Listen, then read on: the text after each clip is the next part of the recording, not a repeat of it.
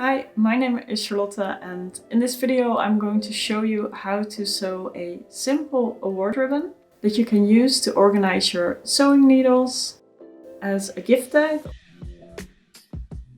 or as a base for your embroidery. Now, it's a fun and fast project, and in this stressful last few weeks that's about all I can manage. On top of that, it's also a great way to use up some scrap fabric. I am not sure how common these types of award ribbons are around the world, but I have them from playing volleyball as a kid, and I use one of them as a template. I already said that it's a great base for embroidery, so you could do a word or words of encouragement, something funny. And if you don't know any embroidery stitches, I'm going to go over them in another video, but for now we're just going to be sewing the basic shape. For this tutorial, I've created a template, and if you subscribe to my newsletter, you can download a free copy from the resource library. Now, alternatively, you can follow along with this video because I will be sharing all the dimensions so you can recreate your own template. To make your own ribbon organizer, you'll need fabric. I've used unbleached cotton, and I think you could create 2 of them from an A4 sized piece of fabric. 1 4mm eyelet per ribbon. I'm using eyelet pliers from Prym, but if you buy these boxes, they come with a little tool to keep everything in place while you whack it with a hammer and clamp the eyelets. You'll need either a seam ripper or a hole punch, and matching thread. Last but not least, if you want to give your ribbon a fancy edge, you'll need a pair of pinking shears. First, create a rectangle 5 by 18 centimeters, then find the center line and measure down 2 centimeters from the top on both sides. Then draw the points at the top and trace the outer shape. To mark where the eyelet goes, again measure 2 centimeters from the top on the center line and place a marking just above that 2 centimeter mark. If you want the square bottom, you can now cut out your template or add a seam allowance first. Or, measuring from the bottom, mark 2 centimeters on the center line and draw the cutout for the bottom. You can now cut out your template or add on seam allowances first. The template includes a 6mm seam allowance, but I decided to cut it off and directly mark the stitch line.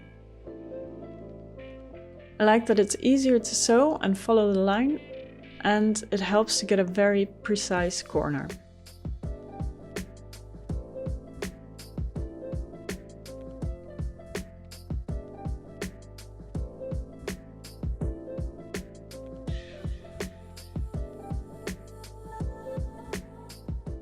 You need to sew all sides except the bottom because you need that hole so you can turn the ribbon later.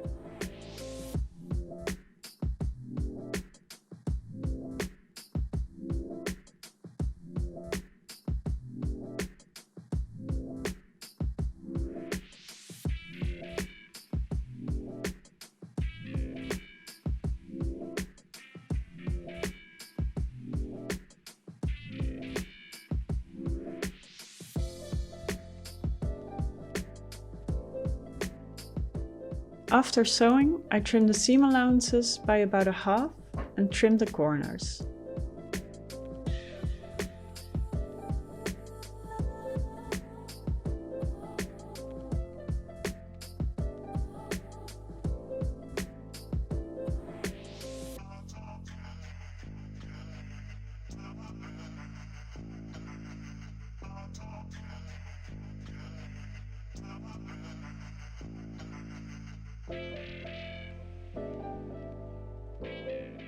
Then I turn the shape right side out using my trusty bamboo turner. But I'm taking my time to do this because I've trimmed quite a bit of seam allowance and I don't want to poke through the stitch line. It helps to roll the stitch line between your fingers to get a nice and crisp fold.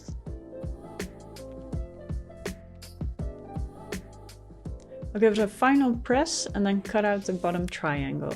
And to get rid of the blue markings, I'm using just a bit of water around the edges, and I'll use my iron to dry and press the ribbon.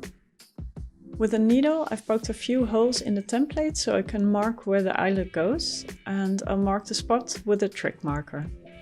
Because I couldn't find my hole punch, I cut a little cross through the marking with my seam ripper. And when you're creating a hole, it's always best to start conservative. You want a snug fit so that the eyelet has enough fabric to grab onto.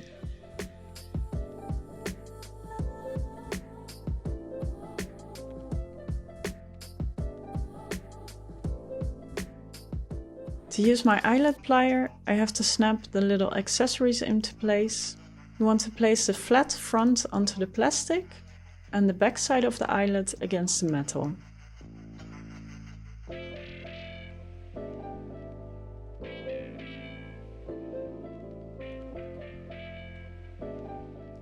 When you clamp down on the eyelet, you don't have to use that much force. To get it in place, it's a fairly smooth process. So you can use your little organizer as it is, or if you have a small and strong magnet, you can sew that into the ribbon to hold a few pins or a needle. At first I tried to stitch it in whilst the magnet was in the ribbon, but it got stuck on the metal in the sewing machine, so I took it out and ripped back the stitches. Then I tried to sew a little U-shaped pocket for it to fit into, but I didn't like that I back-tacked, so I ripped those stitches out too. Finally, I sewed a little U-shaped pocket to hold the magnet. I didn't back-tack when I started and ended sewing, but I used a needle to pull back the thread tails to tie them off.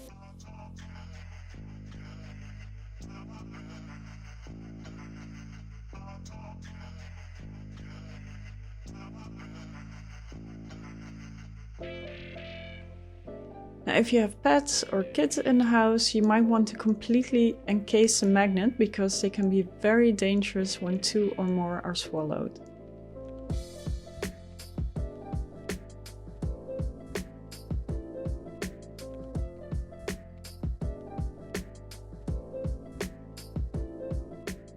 To turn your ribbon into a gift tag, you'll need to determine the length you want, and after turning, you can trim the bottom with pinking shears. You want to use a softer pencil because it's easier to write on the fabric.